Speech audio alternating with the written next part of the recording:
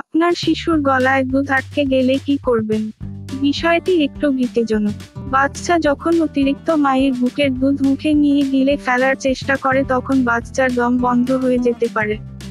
এতে শিশু অতিরিক্ত কাশে এবং মুখে নেওয়া সম্পূর্ণ বুকের দুধ বমি করে দিতে পারে। তবে এই বিষয়ে সঠিক জ্ঞান থাকলে শিশুকে এই পরিস্থিতি থেকে বাঁচানো সম্ভব। কেন বুকের দুধ খাওয়ানোর সময় বাচ্চার দম বন্ধ হয়ে যায়? শিশু মায়ের বুকের দুধ পান করবে এটাই স্বাভাবিক, কিন্তু বুকের দুধ পান করতে গিয়ে অনেক সময় বাচ্চার শ্বাসরোধ হতে পারে। বাচ্চার মায়েরা এতে ভয় পেয়ে যান, কিন্তু এতে ভয় পাওয়ার কোন কারণ নেই। শিশু বুকের দুধ পান করার সময় এমনটা হতেই পারে। সাধারণত দুইটি কারণে এমন হয়ে থাকতে পারে। 1. বুকের দুধ অতিরিক্ত সরবরাহ হলে। অনেক মা মনে করেন বাচ্চাকে বেশি বেশি দুধ পান করানোটা অনেক ভালো, কিন্তু এই ধারণাটি একদমই ভুল। এতে শিশুর দম বন্ধ হয়ে যেতে পারে। তাই শিশুকে জোর করে অতিরিক্ত দুধ পান করানো থেকে বিরত থাকতে হবে। এমনভাবে দুধ পান করাতে হবে যেন শিশু দুধ পান করতে আরাম পায়। 2. স্তনে বেশি বেশি প্রেস করলে।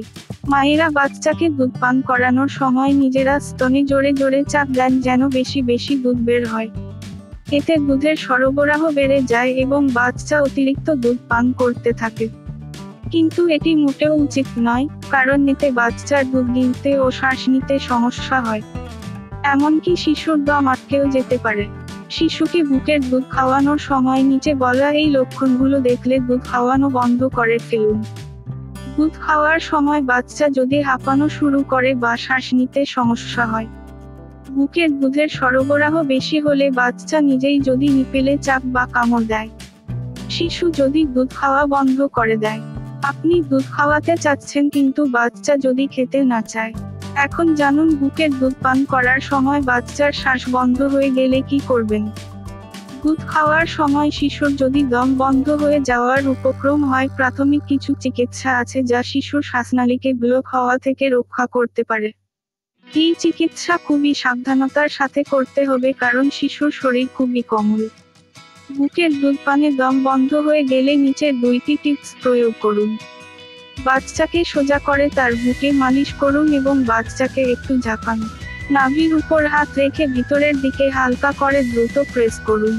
বাচ্চাকে উল্টো করে মানে মাথা নিচের দিকে দিয়ে শিশুর কোমরে হালকা করে চাপ দিন এবং পিঠে হালকা করে আঘাত করুন এবং বুকেও ধাক্কা দিন। শ্বাস প্রশ্বাস স্বাভাবিক না হওয়া পর্যন্ত এই পদ্ধতি চালিয়ে যান। যদি এই পদ্ধতির কোনটিই কাজে না লাগে খুব দ্রুত চিকিৎসকের শরণাপন্ন হন। আরেকটি কথা জানা প্রয়োজন হচ্ছে বুকের দুধ কি ঘন ঘন খাওয়ানো ভালো।